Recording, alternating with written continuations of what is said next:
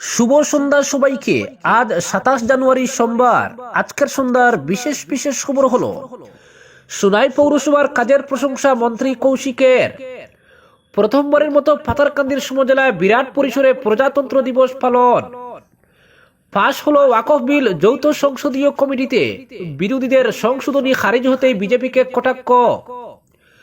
ক্ষমতা এলে যমুনা পরিষ্কার, দিল্লির বাজি জিততে ইস্তেহারে 15 প্রতিশ্রুতি কেজরিওয়ালের। মহাকুম্ভে ভিড় উপচে পড়ছে ভক্তদের, তার জেরে বিমানের ভাড়া চড়িয়েছে 50,000, উদ্বেগ প্রকাশ ডিজিসি এর। বিরাট উৎসাহ উদ্দীপনা ও ছাত্রছাত্রীদের সাংস্কৃতিক অনুষ্ঠানের মধ্য দিয়ে দেশের 76তম প্রজাতন্ত্র দিবস পালন করল রাতাবাড়ির আদর্শ বিদ্যাপীঠ। বাজেটের দিন শনিবার হওয়ায় শেয়ার বাজার খোলা না বন্ধ, জারি হলো বিশেষ সার্কুলার। এবং সর্বশেষ খবরটি হলো রাশিয়া থেকে কম দামে তেল পেলে আরো কিনবে ভারত, আমেরিকার হুমকি পাত্তা দিচ্ছে না নয়াদিল্লি। এবারে শুনুন বিস্তারিত খবর। 3.5 কোটি টাকা ব্যয়ে সোনাই পুরসভার স্থায়ী ভবনের নির্মাণ কাজের ভিত্তিপ্রস্তর স্থাপন করলেন খাদ্য সরবরাহ, খনিজ ও বরাক উপত্যকা উন্নয়ন বিভাগের মন্ত্রী কৌশিক রায়। আজ শহরের মতিনগর রোডে এই প্রকল্পের শিলান্যাস করে সোনাই বাজারে 2.5 কোটি টাকা খরচে পৌরসভার নির্মিত ব্যবসায়িক কমপ্লেক্সের উদ্বোধন করেন মন্ত্রী কৌশিক। এতে উপস্থিত ছিলেন সোনাইয়ের বিধায়ক করিমউদ্দিন বড়ভূইয়া, পৌরসভার ভাইস চেয়ারম্যান শেখ শাহরুল আলম, সোনাইয়ের সার্কেল অফিসার মারিয়া তানিম, পৌরসভার এক্সিকিউটিভ অফিসার অমৃত হানসে, জেলা বিজেপির সভাপতি রূপম সাহা সহ ওয়ার্ড কমিশনারগণ, স্থানীয় নেতৃবৃন্দ ও বিশিষ্টরা। এ উপলক্ষে সোনাই মাল্টিপারপাস হলে আয়োজিত অনুষ্ঠানে পৌরসভার তরফে উষ্ণ সংবর্ধনা প্রদান করা হয় মন্ত্রী কৌশিক রায় ও বিধায়ক করিমউদ্দিন বড়ভূইয়াকে। অনুষ্ঠানে বক্তব্য রাখতে গিয়ে মন্ত্রী কৌশিক রায় পৌরসভার উন্নয়নমূলক কাজের প্রশংসা করে জানান, প্রথমবারের নির্বাচিত সোনাই পুর বোর্ড জনগণের কল্যাণে কাজ করে যাচ্ছে। উন্নয়নের নিরিখে সোনাই পুরসভার উন্নতি হয়েছে। সার্বিক উন্নয়নের চিন্তাধারা নিয়ে প্রতিটি এলাকায় কাজ করছে রাজ্য সরকার বলে জানান তিনি। সোনাই অঞ্চলে উন্নয়নের পরিবেশ তৈরি হয়েছে বলে বক্তব্য জানান বিধায়ক করিম। সোনাই উন্নয়নের ক্ষেত্রে মন্ত্রীর সহযোগিতা কামনা করেন বিধায়ক। অনুষ্ঠানের শুরুতে বক্তব্য রাখতে গিয়ে পৌরসভার ভাইস চেয়ারম্যান শেখ শাহরুল আলম শহরের উন্নয়নে বিভিন্ন পরিকল্পনা তুলে ধরেন। পরবর্তী খবরটি হলো পাশ হলো ওয়াকফ বিল যৌথ সংসদীয় কমিটিতে, বিরোধীদের সংশোধনী খারিজ হতেই বিজেপিকে কটাক্ষ। বিরোধিতার মধ্যেও যৌথ সংসদীয় কমিটিতে সবুজ সংকেত, অনুমোদন পেল ওয়াকফ বিল। তুমুল বিরোধিতা সত্ত্বেও বিলটি 14টি সংশোধনী সহ অনুমোদন পেয়েছে। গত বছরের আগস্ট মাসে সংসদে পাশ হওয়া ওয়াকফ বিল শেষ পর্যন্ত যৌথ সংসদীয় কমিটির মাধ্যমে পাশ হয়ে গেল। এই বিল নিয়ে বিরোধীরা কটাক্ষ ছুড়ে দিয়ে বলেন, তাড়াহুড়ো করে বিল পাশ করিয়ে সরকার দিল্লি বিধানসভা নির্বাচনের আগে রাজনৈতিক লাভ তুলতে চাইছে। রিপোর্টে দাবি করা হয়েছে 2024 সালের আগস্টে ওয়াকফ বিলের যে খসড়া আদালতে পেশ করা হয়েছিল তার থেকে 14টি বদল এনে এই বিলকে অনুমোদন দিয়েছে যৌথ সংসদীয় কমিটি। কমিটির প্রধান জগদম্বিকা পাল বলেন, মোট 44টি সংশোধনী জমা পড়েছিল। বিরোধীদের সংশোধনীর পক্ষে 10টি ভোট পড়েছিল এবং 16টি ভোট বিপক্ষে পড়েছিল, তাই সেগুলি গ্রহণ করা হয়নি। তবে 14টি সংশোধনী গ্রহণ করা হয়েছে। এ নিয়ে কমিটির চেয়ারম্যান জগদম্বিকা পাল জানিয়েছে, 14টি সংশোধনী নিয়ে চূড়ান্ত রিপোর্ট 31 জানুয়ারির মধ্যে সংসদে জমা দেওয়া হবে। ওয়াকফ বিল নিয়ে বিরোধী দলের সাংসদরা যে সংশোধনী দাবিগুলো করেছিলেন তা যৌথ সংসদীয় কমিটি একেবারে খারিজ করে দিয়েছে। পরবর্তী খবরটি হলো ক্ষমতা এলে যমুনা পরিষ্কার, দিল্লির বাজি জিততে ইস্তেহারে 15 প্রতিশ্রুতি কেজরির। ভোটমুখী দিল্লিতে যমুনা যেন কুমিরের সেনা। গতবার বিধানসভা নির্বাচনের পর এবারও আম আদমি পার্টির ইস্তেহারে সেই যমুনা পরিষ্কারের প্রতিশ্রুতি।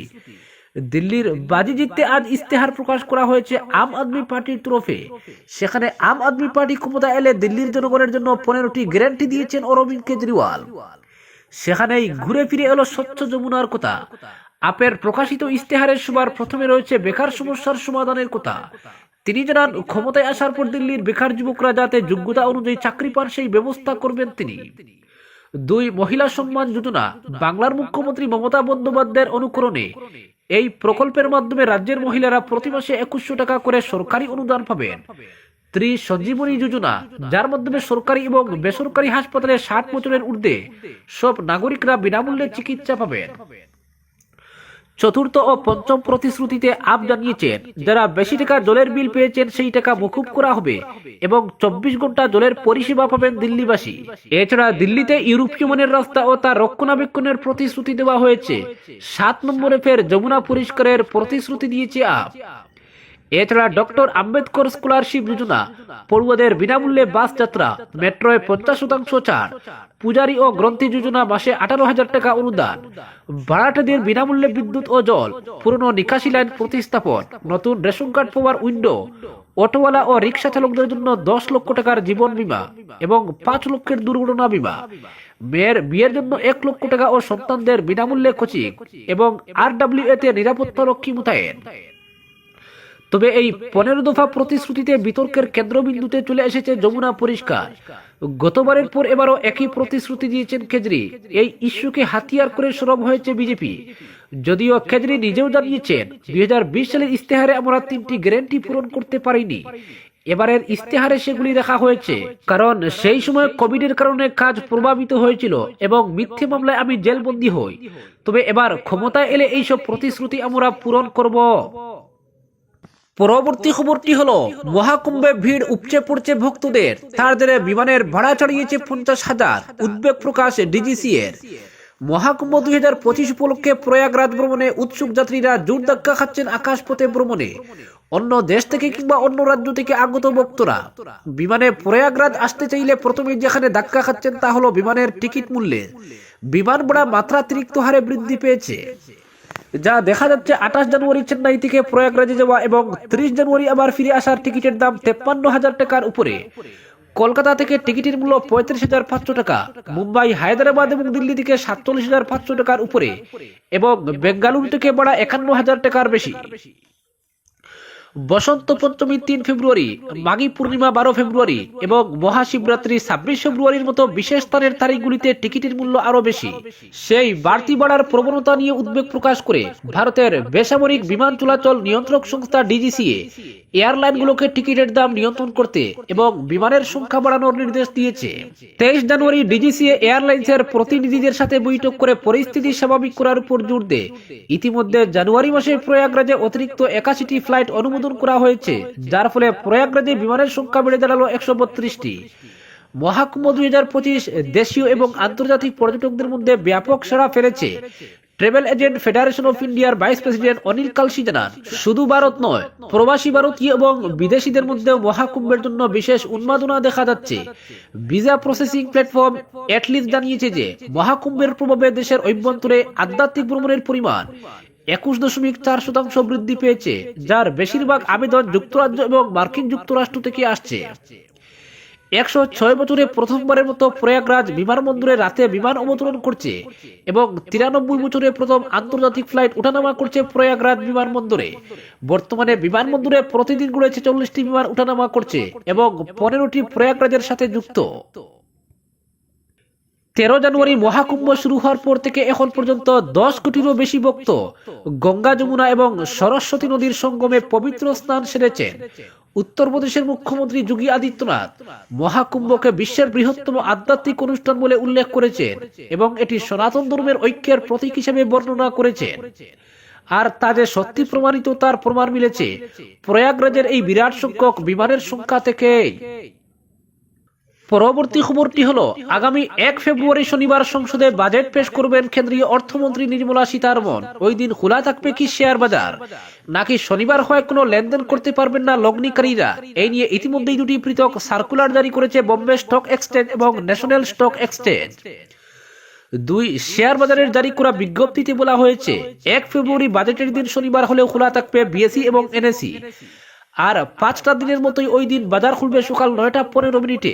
বন্ধ হওয়ার সময়ের ক্ষেত্রে কোনো হেরফের হচ্ছে না, অর্থাৎ বিএসই ও এনএসইতে বিকেল 3টা 30 মিনিট পর্যন্ত স্টক কেনাবেচা করতে পারবেন লগ্নিকারীরা। সাধারণভাবে শনিবার বন্ধ থাকে শেয়ার বাজার, কিন্তু বিশেষ পরিস্থিতিতে সপ্তাহের শেষ দিনে বিএসই ও এনএসই খোলা রাখার রেওয়াজ রয়েছে। এর মধ্যে একটি হলো কেন্দ্রীয় বাজেট। 2020 এবং 2015 সালের কেন্দ্রীয় বাজেট শনিবার সংসদে পেশ হয়েছিল। ওই দিনগুলোতেও খোলা ছিল শেয়ার বাজার। প্রসঙ্গত 2017 সালের আগে পর্যন্ত ফেব্রুয়ারি মাসের শেষ কর্মদিবসে সংসদে বাজেট পেশ করাই ছিল রীতি, কিন্তু ওই বছর থেকে ওই নিয়মের পরিবর্তনের কথা ঘোষণা করলেন তৎকালীন কেন্দ্রীয় অর্থমন্ত্রী অরুণ জেটলি। মাসের শেষ দিনের মধ্যে বাজেট পেশের সময় এগিয়ে ফেব্রুয়ারির প্রথম দিন করে দেন তিনি। 2018 সাল থেকে মানা হচ্ছে সেই নিয়ম। চলতি বছরে অষ্টমবারের জন্য সংসদে বাজেট বক্তৃতা দেবেন কেন্দ্রীয় অর্থমন্ত্রী নির্মলা সীতারমণ। বাজেটের বিভিন্ন ঘোষণার পর শেয়ার বাজারের উত্থান পতন নির্ভর করে, ফলে এখন সেই দিকেই তাকিয়ে রয়েছেন লগ্নিকারীরা। পরবর্তী খবরটি হলো, রাশিয়া থেকে কম দামে তেল পেলে আরো কিনবে ভারত। আমেরিকার হুমকি পাত্তা দিচ্ছে না নয়াদিল্লি। ডোনাল্ড ট্রাম্প আমেরিকার প্রেসিডেন্ট পদে শপথ গ্রহণের ঠিক আগে রাশিয়ার দুটি রাষ্ট্রায়ত্ত তেল সংস্থা এবং রুশ তেল সরবরাহকারী 100টিরও বেশি জাহাজের উপরে কড়া নিষেধাজ্ঞা জারি করেছিলেন তৎকালীন প্রেসিডেন্ট জো বাইডেন। তার জেরে বিশ্বের তেলের বাজারে আশঙ্কার পারদ চড়তে শুরু করে।